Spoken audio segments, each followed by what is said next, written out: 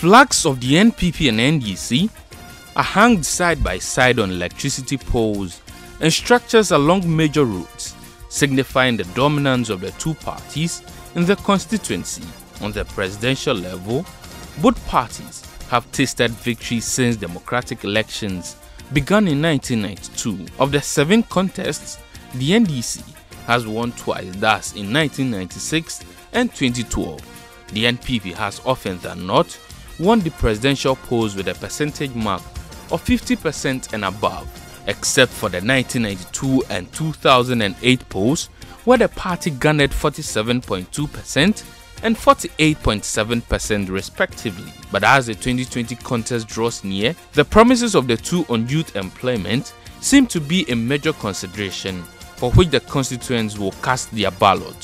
So I'm liking the idea of John Mama's idea about making this election about a job. Ghana is about creating jobs. Stop building hospitals and schools and universities that you go to, you come out and you can't do anything with the certificate. So get people and make sure they get money in their pocket. That's the first thing.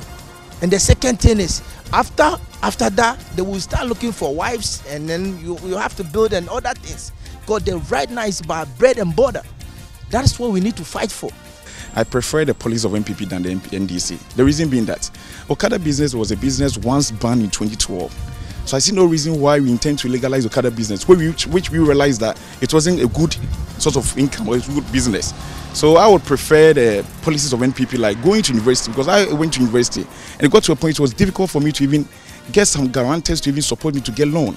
So if they are saying that once you're going to university, there can be a way of you presenting your national ID card for you to be guaranteed for loan, I think it's a good policy. This year's parliamentary bid is keenly contested between the NPP's leader Sarah Malhassan, who replaced her late husband Emmanuel Charmantine-Nejako, and John Dumelo, an actor. The two seem to have wormed their ways into the hearts of constituents following their philanthropic activities during the COVID-19 pandemic. This has won both admirations, even among people who would not vote for them. Oh, Anusu Baye. Say yes, Wamba. Oh, George Mary. Onusu yepen. Yepo biasem. Just say oye nipa yepe onusu asem. Ba on so bad time so there. Eye bibia en onusu en hia pa. George Mary oh oba ha oh ochi ye fine. Ochi ye. But dia onu ye maame no. Ye maame Lydia aye nti na ye ka bibi. Ye ka asi anan say ye danase. Say nyame nhira no. Yebetu amanu. 4 more for Nana, 4 more for Lydia. The seat has in the past been contested by some well-known politicians across both parties. The current director of elections of the NDC, Elvis Efriankra, was a candidate in 2000, while the former boss of Tor and Boss, Kwame Wadako, represented the NDC in 2012. Chief of Staff Remo Osei-Opare contested and won the 2004 and 2008 polls on the ticket of the NPP. Emmanuel Charmantine-Nejako was NPP MP of the constituency from 2012 until his demise in 2018. Both parties are hopeful that the personalities of the current candidates will make the trick for them. Our campaign is around the youth, our mothers and our fathers. They are really in tune with John, not because he's an extraordinary person, but because he's affable, he's down to earth with the people, and he resonates, in terms of his activities, touch base with the people. She's so fantastic. She's doing a very good job. She's a mother. She cares about people like the president does. I mean, we can't do Ayawaso West Wuogon. We can't do without my Lydia. She cares for everyone. The NPP's leader Sarah Malhassan, who is the incumbent MP, believes her works give her an upper hand. Don't allow anyone who can't do what we are doing to give you failed promises. Don't accept it. Don't go out there to vote on failed promises. We have seen them do it before, and we have seen what we have also done. And we are telling you that vote for us to continue with our developmental projects. Hospitals have been built within 2 years. Roads have been constructed within 2 years. We have supported needy by brilliant students. But John Seto Dumelo says he is the hope of the young generation in the constituency. It's time we change. Ayawaso West, where it is now, isn't where it's supposed to be. I mean, the NPP have had the seat for so long, and speaking to some of the people, they will say that, John, we've been here for so many years. Whenever we tell them to come and do something, they never do it. Yet, election time, they will come and hand money to us and say, oh, vote for us, vote for us. But we are not fools anymore. We want to vote for somebody who is vibrant, somebody who is young, somebody who will know that, somebody who has the energy to be able to transform Ayawaso West and take Ayawaso West to the next level. The first member of parliament for the constituency was Francis Napoleon Kuma of the National Convention Party in a poll that was boycotted by the NPP in 1992.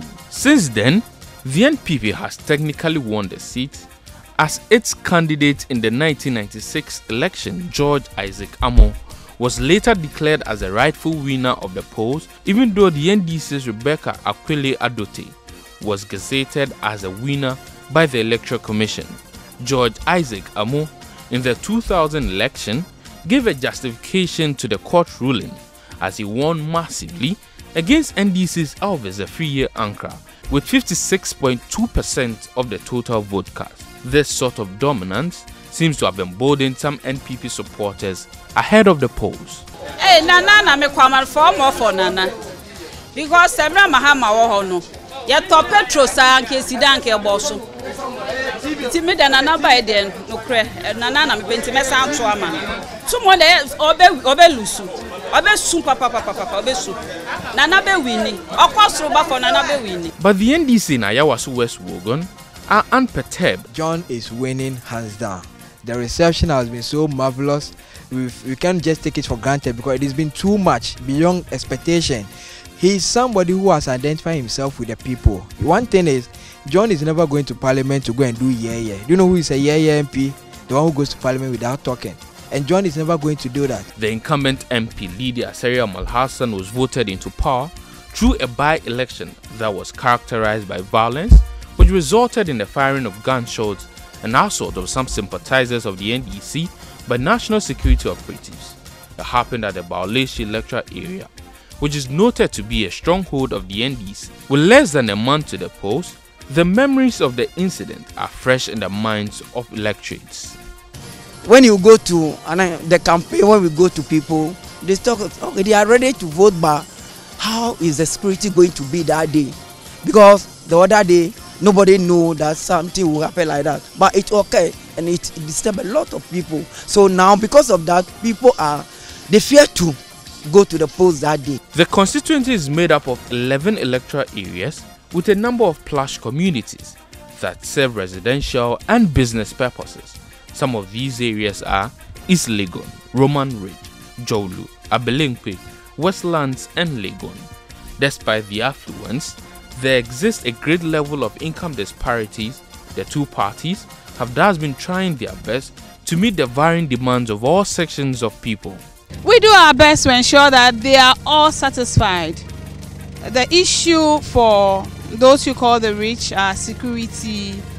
So we ensure that the area is secured, and sanitation. For the underprivileged, we do our best. They are the ones that we support with entrepreneurship, both the men, the youth, and the women. Ayawaso West Wuogon, we always say it's an elite constituency, but there's a huge gap between the haves and then the have-nots. The have-nots are those who do not have able to be able to afford a 3 square meal a day. You have the street hawkers and co. What do you do for them?